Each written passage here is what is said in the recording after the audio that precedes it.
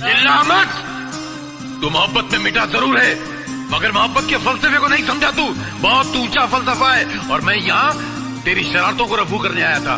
तेरी बदतमीजों को रफू नहीं कर सकता मैं जा रहा हूँ। अरे जा, मुझे किसी की जरूरत नहीं है।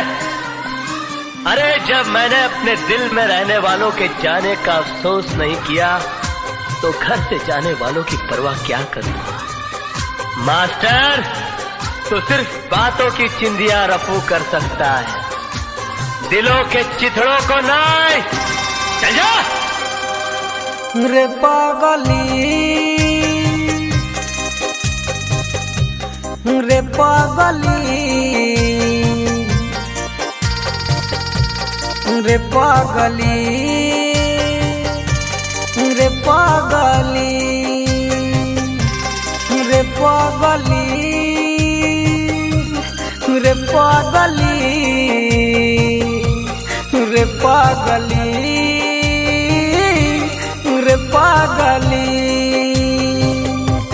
मिलब तो हसे तो बताई बरे कि कितना प्यार करीले हम। मिलब तो हसे तो बताई बरे कि कितना प्यार करीले हम। रे पागली, रे पागली, रे पागली,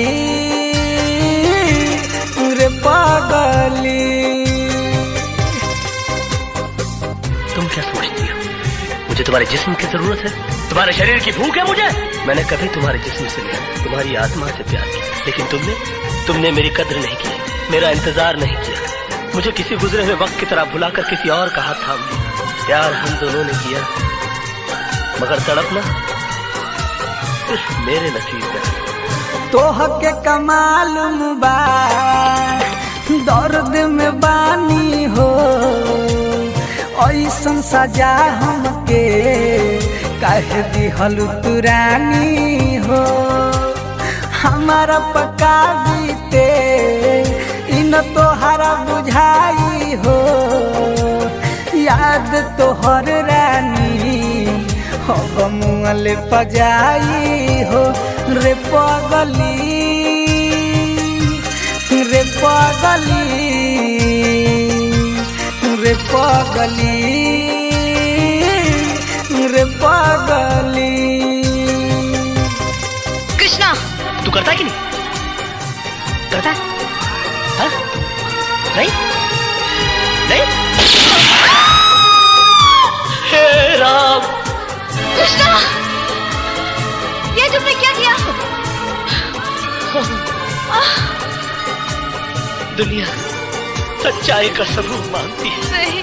तोरा पीले तोहरा बिना कुछो न भावेला, याद आवेलू एतना अखिया लोरावा बहावेला।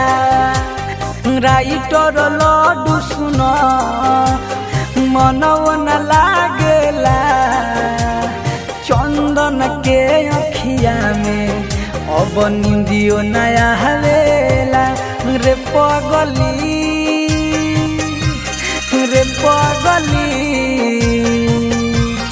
रे पागली, रे पागली। मिलब तो हसे तो बताई बरे कि कितना प्यार करीले हम। मिलब तो हसे तो बताई बरे कि कितना प्यार करीले हम।